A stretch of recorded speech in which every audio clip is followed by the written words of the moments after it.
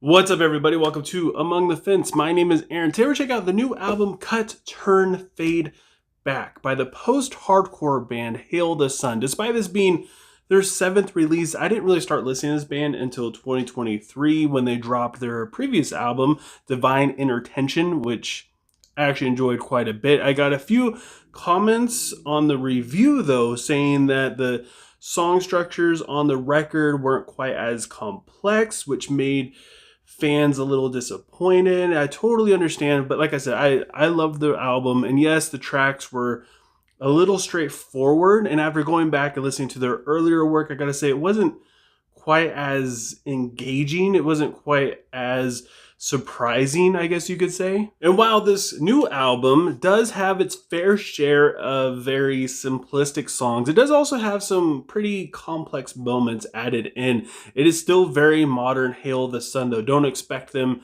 to go back to sounding like Wake, at least not anytime soon. And that's not to say that this is necessarily a bad album, because I don't think it is at all. If anything, this album's main issue falls on the mix and the production. The bass boost throughout this entire thing makes everything sound too muddy, and I feel like it hides some very small details within the guitar work and the melodies that I feel like is a very important aspect of this band. And you could hear a fantastic example of this in the opening track, The Drooling Class, which was also the lead single they released for this album. The bass and low mids come in like an explosion as it goes into the verse. It does admittedly kind of work, though, with the higher vocals, which sound perfect, by the way, and the melodies in the chorus. It just drowns them out just a little too much. It takes away that chiminess that this band is known to have. The vocals in verse 2 get pushed super hard and it hits you right in the emotions.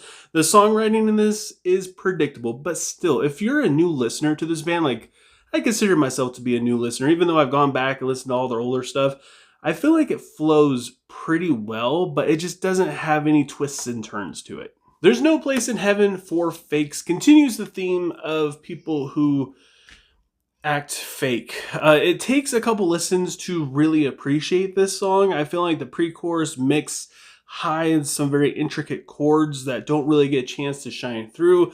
Some chords I feel like would have better articulation if they weren't drowned out too much. The vocals are super catchy, though. It definitely suffers from the formulaic song structure that has already become very apparent, even though this is only the second song. And then there's the song Live Forever, which feels even more simplistic and formulaic. The verses and lyrics are really what stand out the most. It just lacks the third chorus in terms of its song structure. It goes straight into a very quiet outro, and when you're kind of expecting it to go to the chorus, it just ends right there. Insensitive Tempo has some actually really good music to it. The chorus would be much better if it wasn't just this wall of sound coming at you, which is kind of also the theme of this album. The cleaner, quieter guitar does become a little wobbly as it goes into the pre-chorus. It sounds really good. Again, it's a little hard to hear, but it's there.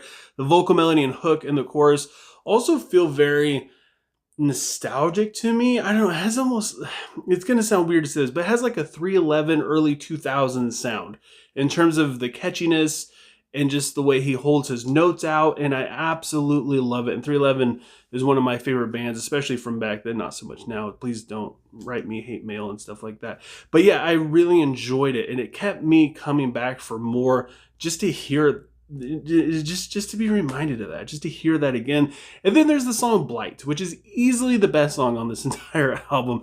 It's just so crazy compared to all the other songs, which is kind of weird to say because it isn't really that crazy of a song.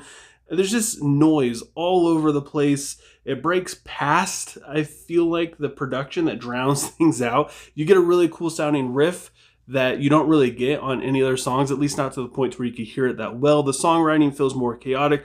The pre-chorus is quiet and whispered, which is different compared to almost all the other songs on here as well. And the chorus doesn't really feel like a chorus. You don't realize you're in the chorus until the song was over, just because it doesn't feel catchy. It doesn't feel like it's trying to do anything that it's not, which is really cool. The outro just completely drops out. This song doesn't really make any sense. The first time I listened to it, when the outro dropped out, I was like getting ready to start moshing around. I was ready for a breakdown. I was ready for the chorus to come in, something.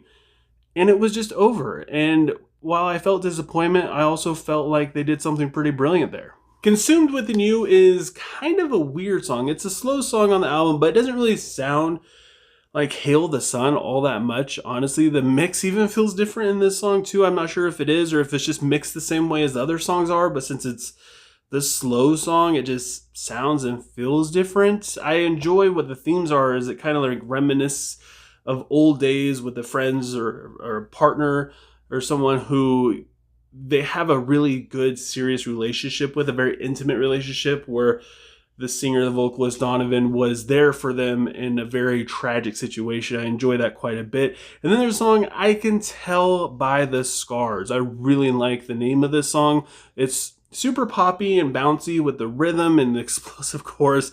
The melody is great, but it just feels too familiar, especially at this point. Not just within this album, but honestly, like within music all in itself. The more times you listen to this song, the more bland it becomes, the more kind of watered down it starts to feel. The first two listens were really great. I feel like it depends a little too much on that bass boost when the chorus comes in to try and make the chorus hit, to where you go, whoa, this is insane, it's so heavy. But I feel like it would have been better if they just relied on the music itself, because that's something that this band can really do. They could bring something to it in terms of songwriting to make it hit hard instead of having that big bass thing. And it's something that I feel like they lean on too much. Building Code is another slowish kind of song on this album, but it does demonstrate exactly what I mean by making a chorus hit hard without leaning on the production and relying more on songwriting. I mean, the guitar and the drums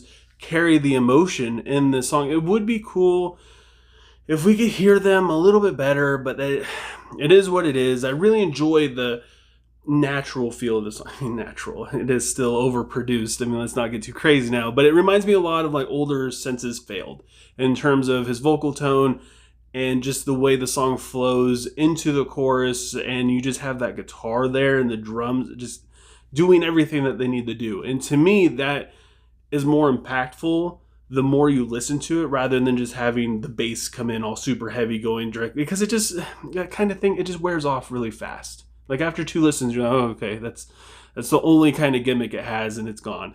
Then we have the song Relapse is a Love Affair, which is another really cool name for a song, and I really enjoy the topic that this is. It does kind of trick you into thinking it is a slow song, but it's not. It's just, it's a really sad song about the struggles of addiction and relapses. Donovan, I think he said he relapsed into alcoholism back in like 2023, but he was able to bounce back really quickly thanks to friends and family, which is just good for him, man. That's such a hard thing to do. He was clean for 14 years, and to relapse after all that time, I mean, you get the embarrassment and the shame and stuff that come along with it. So good for him for turning to his friends and family, or at least allowing them to push him to get the help that he needs. I feel like that's really cool. I enjoy all the buildups within this song.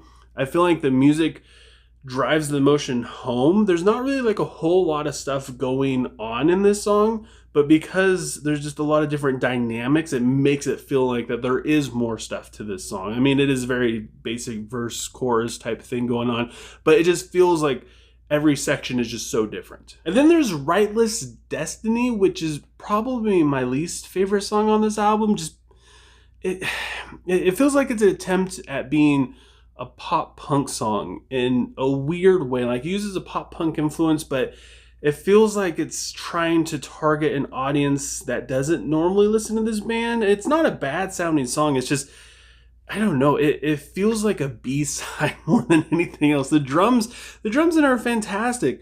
But again, this is another song that grows really old with more listens. The first time it grabs your attention, it sounds good, but the charm wears off very quickly.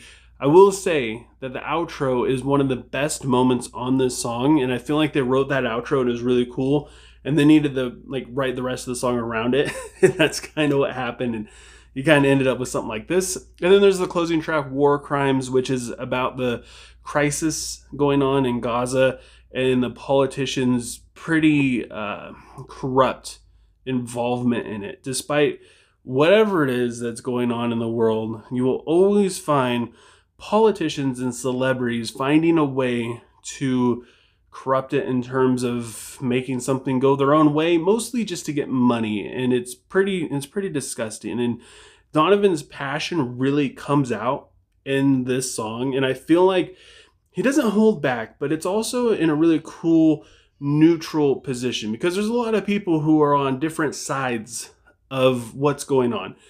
And whatever side you're on, he's like looking right down the middle and still calling out like the stuff that's wrong. And I really enjoy that. He isn't like cramming his own political beliefs down your throat while you're listening to this song.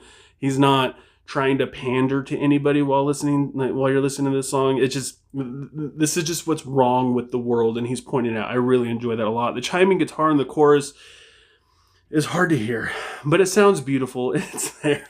The riff powers through the entire song. It sounds great. Again, there's a lot of cool moments in the song. You can't really hear it. So I want to start off by saying that this is a solid album. I enjoyed it, and I don't want to come off like making it sound like I thought of this negatively or I had a negative experience while listening to it. There's just more things that were like, it would have been better or more enjoyable if they did this instead, if they let the music breathe a little more, or, just wrote a little bit more complex songs. There's not really any surprises within any of these songs. I feel like that's something that Hail the Sun is really good at. They just follow the same repetitive formula, which is verse, chorus, bridge, a numbed down little piece of the chorus for like 2 lines with like an acoustic guitar or something, and then it goes into the chorus and outro. Rinse and repeat, and you basically got every single song on this album. And the mix also keeps certain moments from really shining through, or it does too much. One or the other. The vocals and the songs are still really great, though. It's a good listen.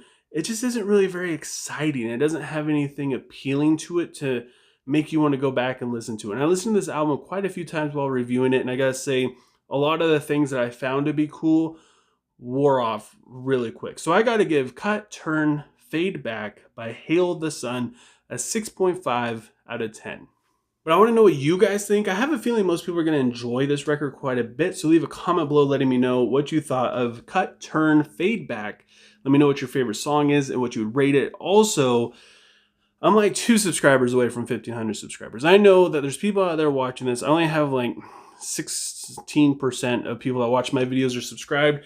If that is one of you and you enjoy my videos, please consider subscribing and ringing the bell icon. Help me hit that 1,500 number. That'd be really cool. Help out my ego. Help out my channel. That'd be super sick. A number that I thought I would never hit. And also, give the video a like. Helps out a lot with YouTube's algorithm. And I just thank you guys so much for doing any of those things and taking time out of your day to listen to me sit here and talk about music. And I hope you have a good rest of your day or night whenever you happen to be watching this. And I'll talk to you guys next time.